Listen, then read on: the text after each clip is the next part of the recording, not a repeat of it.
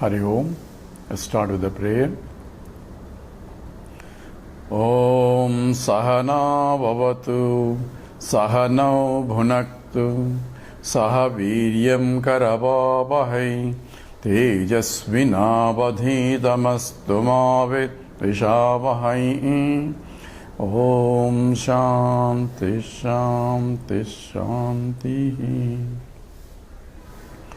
Chinmayam Vyapiyat Sarvam Trailokyam Sacharacharam Tat Padam Darsitam Yena Tasmai Sri Gurave Namaha. Sri Gurubhyo Namaha. Hari Om. So we are looking at the Mahavakyas. We mentioned about the four important ones, one from each Veda. It's Prajnanam Brahma, and the second one where the actual teaching is Tat Tvam Asi. And he said this comes from the Chandogya Upanishad, 6th chapter, called Sadvidya, where Uddalaka, the teacher, teaches his son Svetaketu. Once he approaches, the student understand that there is that knowing which one can know everything. And that's once he recognizes and requests the teacher, his father, who is a teacher, to teach him that knowledge, the teaching starts. Teaching starts with the statement that scripture says that how does this creation occur.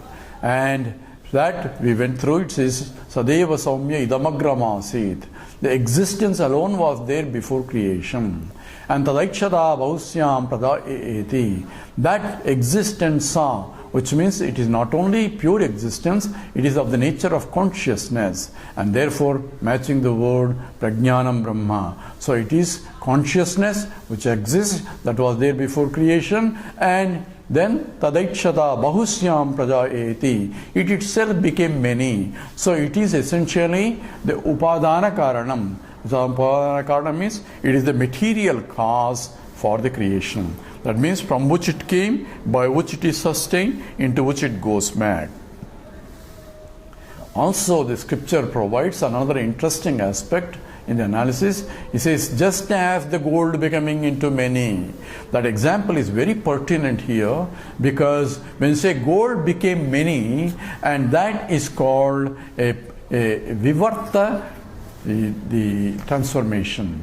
It says modification is called vivarta rather than parinama. So we have to think in terms of what is parinama and what is vivarta.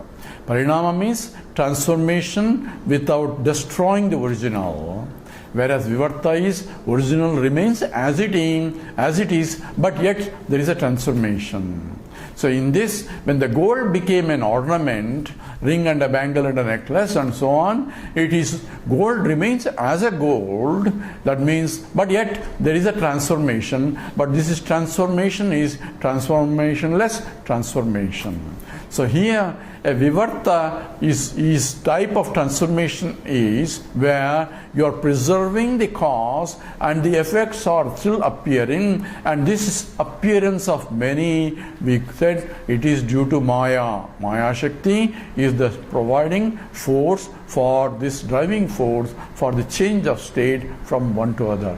So we have done exhaustively those analyses. Now we have to recollect all that to emphasize the point that this whole world is only a type of transformation. It's a transformationless transformation. From the gold point, there is no really transformation. From the ring and the bangle, there is a transformation. So from what reference there is a creation, and from what reference there is no creation, also has to be understood.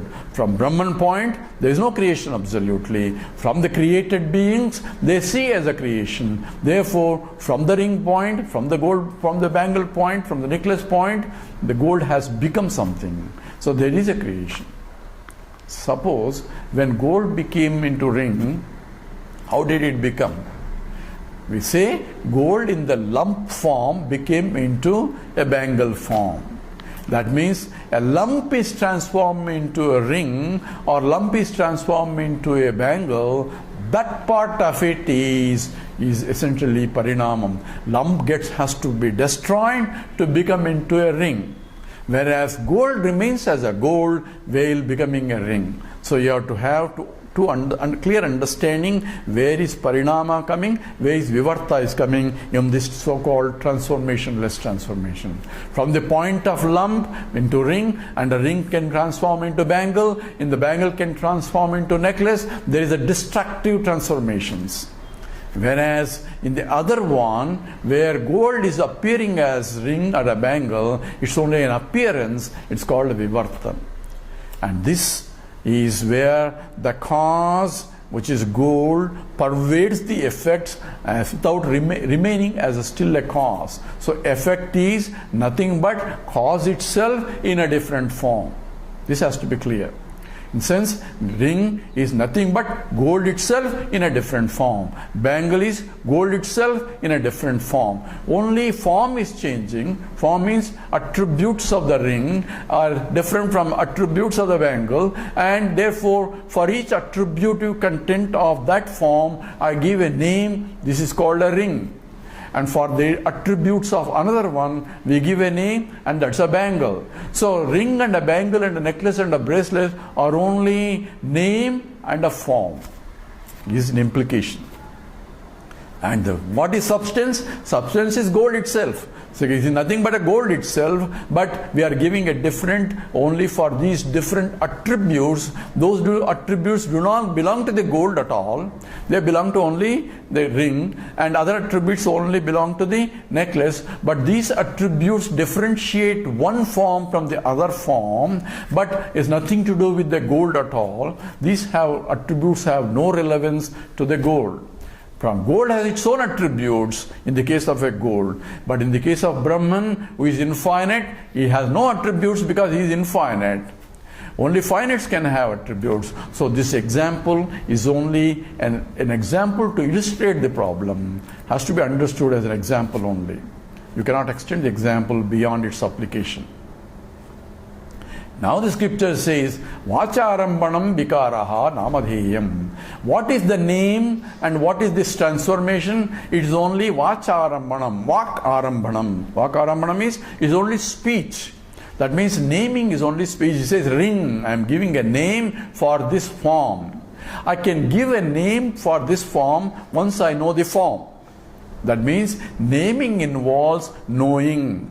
So automatically knowing says, even though it is a ring there and gold has become a ring, for me to know that form, I need to know it. I have to know this is a ring. So this is this form, and then I gave a name. By convention we all adopt at least that this is called ring. Ring looks like that. So by convention, we establish a common name for that object with those attributes, which is different from a bangle and a necklace.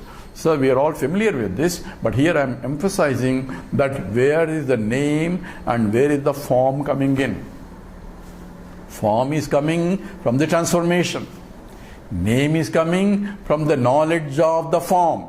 Once I know it is what it is, object with these attributes. How do you know the attributes? Through the sense organs. So you remember, all these are implied when I say it is a name and a form. Every object has a name and a form. So form it has. Naming involves a conscious entity coming into picture, and therefore a conscious entity has to perceive it and give a name, and then that name has to be standardized for communication to the others.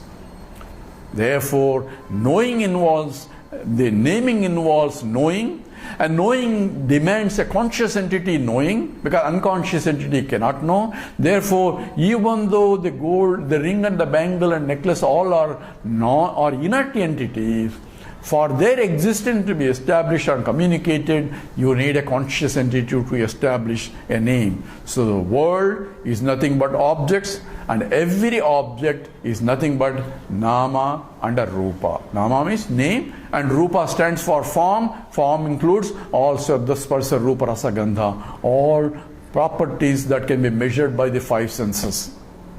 This is all we have done exhaustively.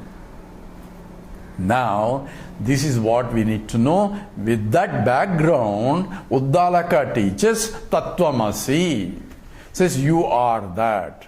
So what is that? We are going through all that. That is nothing but the whole world. Whole world is nothing but the objects. Objects are nothing but nama and rupa.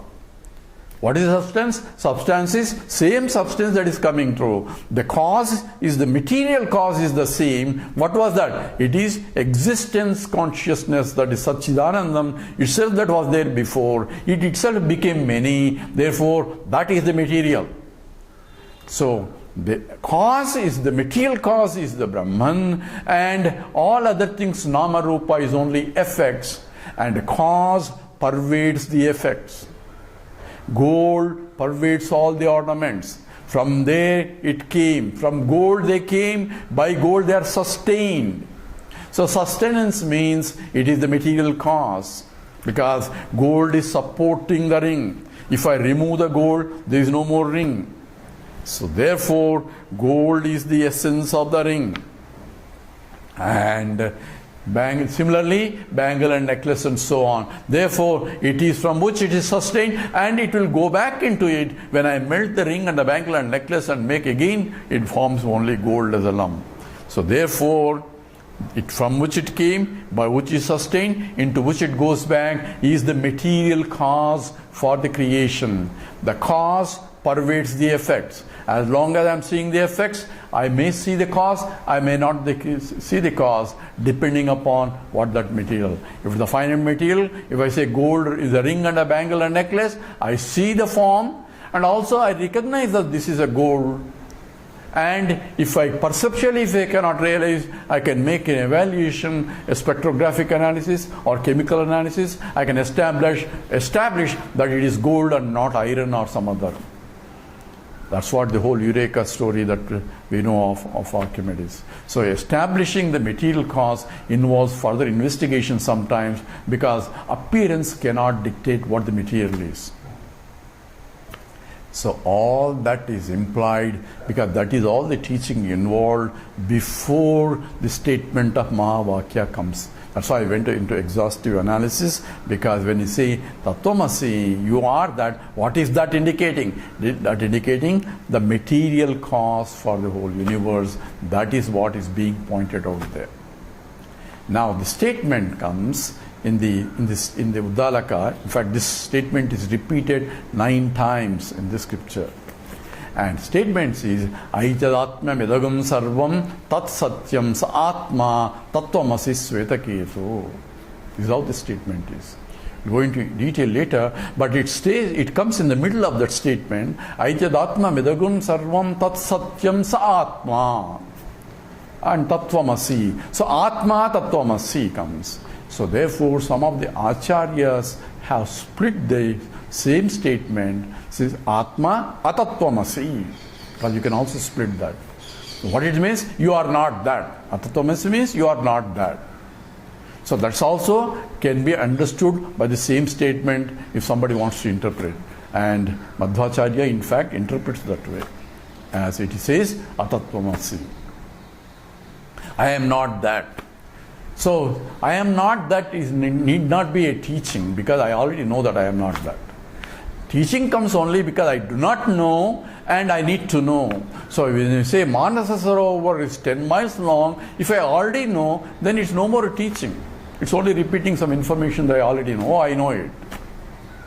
But Tat Tvam Asi is I don't, because all my life is only going through because I'm not that. That's why I'm looking for that. So therefore, I don't need a teaching. Scripture doesn't have to teach me what I already know. A pramana means that which is anadagata abhadita, that which I don't know by neither means, that is a means, is a knowledge. If there is an object, I see it is there. It's a chair, because I know. Why? I can see. So seeing becomes a pramana, because that is the only way I know it is a chair, not a table or something else. So therefore, pramana implies that it is an indicator that which I don't know can be known only through that means. So Vedanta can be pramana only, the statement can be a pramana only if it teaches me something I do not know. So therefore, Tat Tvam Asi, we cannot accept it as the way to split it, and therefore what Advaita Vedanta says it is, in fact, Sa Atma Tat Tvam Asi Svetaketu. That's what is implied. And Tat Tvam Asi, we have 3 words. Tat Tvam Asi. So we have mentioned that Tvam means you. So when the teacher is pointing you, the student has to take it is referring to I am. So I am, that is the meaning of that statement. So what is that? We gave exhaustively. It comes from because it's a reference to, it's a pronoun being referred to. Therefore, the whole study is important of the scripture of the chapter to know what is that being referred as that. And that is nothing but Brahman, which is a nature of existent consciousness and which is limitless because it is ekam eva dvitiyam. It is one without a second. There is nothing else other than that. Therefore it is anantam, anantam eva anandam. Therefore it is limitless. Therefore it is satchidananda swarupam is what it is, and that is what is becoming into many. And that's what Tat is referred to. This is the one aspect of this statement, because where it occurs, and the Swetaketu, after hearing that, he had several doubts. Therefore Uddalaka clarifies one by one, because a part of the Mananam is involved in the scriptures, where the statement is again repeated and confirm that it is indeed true. You are that, after clarifying each aspect of it according to the doubts that Swetaketu had. That's why 9 times the same statement is repeated. When the scripture repeats that statement so many times, that means it's a very important statement that one has to understand clearly. And that's why we're going to exhaustive analysis of what that is. Now we go into the analysis of Tat Tvam Asi. Tat Tvam Asi. There are 2 words, Tat and Tvam, and Asi is an equation equating these 2.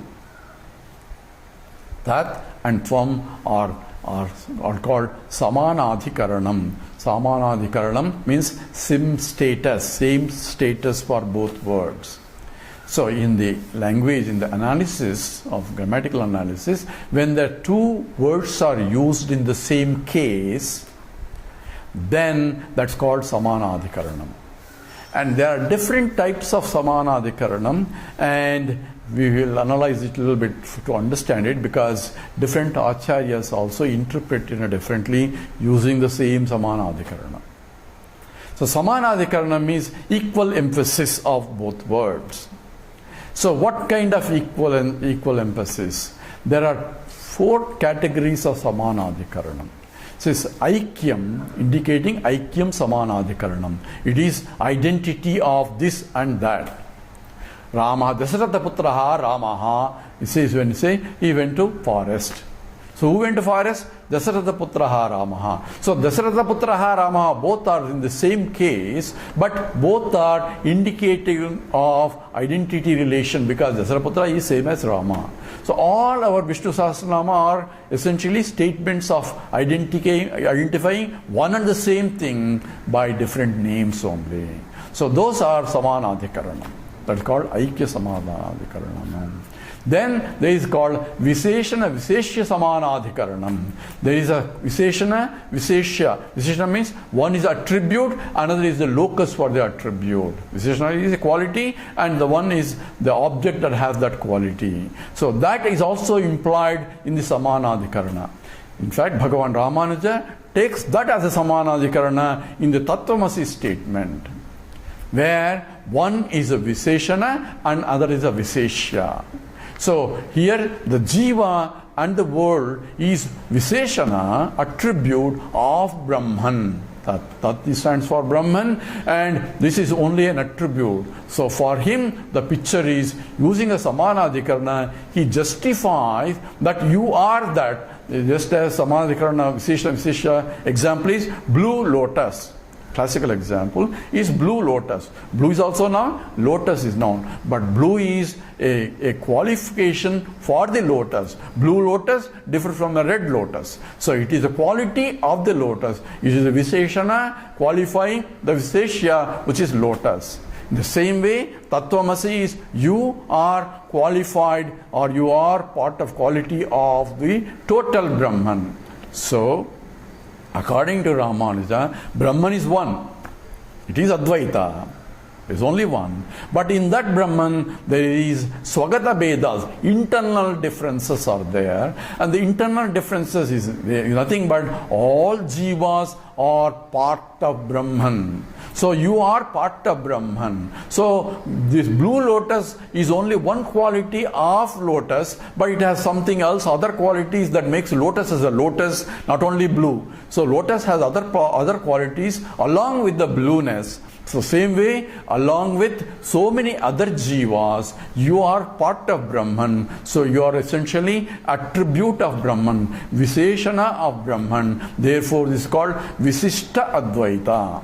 Visishta Advaita means qualified by who? Qualified by all the jivas as the qualities and the Jagat as a part of the quality of the total Brahman. Brahman has all the jivas and the Jagat as his parts, and one appearing as total, and in that there are internal differences. That's how Bhagavan Ramanuja interprets same statement, Tat Tvam Asi. Whereas we do not accept the internal divisions of Brahman. Why? Brahman is infinite. Infinite cannot have divisions. If it has the divisions, it is a finite. Therefore, infinite cannot have any divisions of internal differences that type. So it cannot have Visheshana, it cannot have attributes. Therefore, we call it Nirgunaha. Therefore, scripture itself says it doesn't have attributes only because it is infinite. Anything that has attributes has to be finite. Therefore, Brahman cannot have any qualities. Therefore, this statement of Samanadhikaranam, where Visheshana, Visheshya Samanadhikaranam cannot be used to explain Tat Tvam Asi. This is the second aspect. What was the first aspect? Aikya Samanadhikarana, identity. The second is Visheshana Visheshya. Blue is not identical to lotus. It's not Aikyam, but it is only Visheshana for the Visheshya. We'll go into the third and fourth after we come back from this. Now we'll stop here with the prayer. Om Purnamada Purnamidam Purnat Purnamudachyate Purnasya Purnamadaya Purnameva Vasishyate. Om Shanti Shanti Shanti. Harihi Om. Sri Gurubhyo Namaha. Harihi Om.